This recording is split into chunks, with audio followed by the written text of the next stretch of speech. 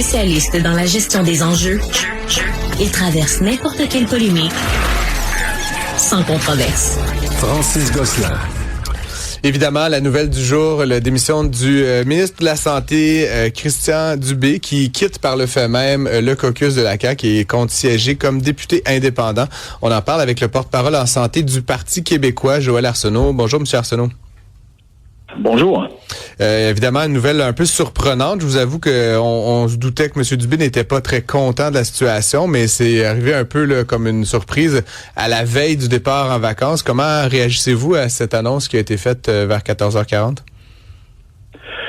Ben, on n'est pas surpris de la décision de M. Dubé de démissionner. C'est peut-être la journée où il le fait qui nous surprend davantage. On aurait pu s'attendre à ce qu'au retour des fêtes, il décide qu'il n'avait pas le goût là, de rebrasser la soupe puis de faire un nouveau projet de loi pour aller à l'encontre de façon diamétralement opposée à ce qu'il avait défendu tout au cours de l'automne. Pourquoi il rend sa démission aujourd'hui comme ministre et comme député de la CAQ?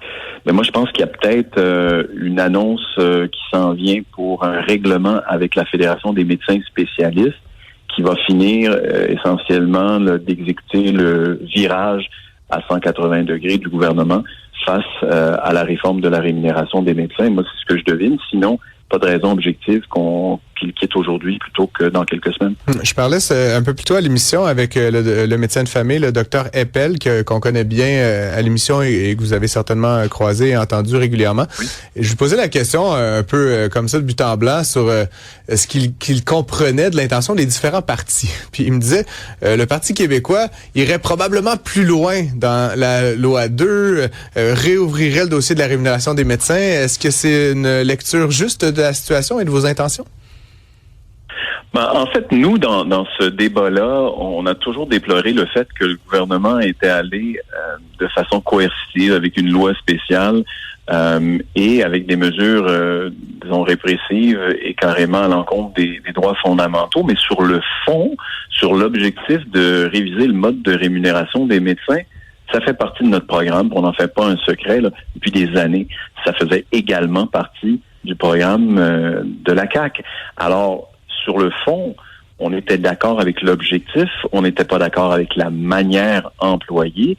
Et évidemment, aujourd'hui, on constate que le gouvernement, après avoir dit « on ne reculera pas, on va se battre, on va shaker les colonnes du temple, puis on va arriver avec quelque chose qui fonctionne mieux dans l'objectif de réorganiser les soins de santé de première ligne notamment, puis réduire les listes d'attente chez les médecins spécialistes, mais c'est un échec monumental.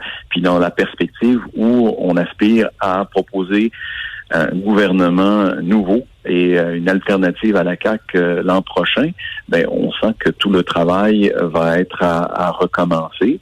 On a perdu un an. Ce qu'il restera de la modification du mode de rémunération, on ne sait pas trop, mais visiblement, le gouvernement ayant reculé sur toute la ligne, il y aura une bonne partie du travail qui sera à recommencer, mais pas à la manière de ce que la CAQ a fait, qui est évidemment un désastre, bris de confiance avec les médecins, et maintenant bris de confiance au sein même du caucus de la CAQ et du Conseil des ministres, où 2 ministres, faut le dire, ont démissionné, mais pour des raisons diamétralement opposées. Je parle évidemment du ministre Carman puis du ministre Dubé.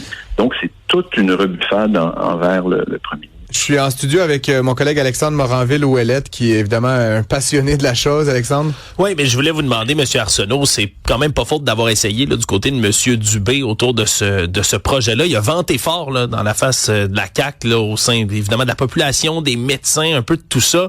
Dans sa lettre de démission, M. Dubé explique qu'il y a eu de la difficulté à aller vulgariser pour les médecins, pour la population un peu. Qu'est-ce qu'il en était de ce projet de loi-là? Vous dites, nous, on ferait ça différemment. Qu'est-ce que le PQ ferait concrètement pour éviter le gros tollé comme il y a eu du côté de la CAQ? C'est que le gouvernement et le ministre Dubé, mais je crois que ça venait du premier ministre. Selon les informations, moi, que j'ai obtenues à travers les nombreuses rencontres que j'ai eues, la commande venait d'en haut. Le ministre Dubé, l'automne dernier, semblait adhérer à une vision de transformation des soins de première ligne qui était beaucoup plus graduelle Et les médecins l'ont répété à plusieurs reprises que le mode de rémunération, c'était pas un obstacle, qu'on pouvait en discuter, qu'on pouvait le négocier. Mais quand le premier ministre a voulu régler la situation, comme à peu près tous les problèmes qu'ils ont repoussés là, à la fin de leur mandat au cours de l'automne, c'est là que tout a dérapé. Alors, moi, ce que je dis, c'est qu'on a essayé de faire tout en même temps, de façon improvisée, et de façon mal avisée aussi. Là. Si on regarde par exemple les mesures qui allaient à l'encontre des droits fondamentaux, c'était voué à l'échec, c'était un gâchis complet. Mais pourquoi ne pas se concentrer sur un certain nombre d'objectifs atteignables?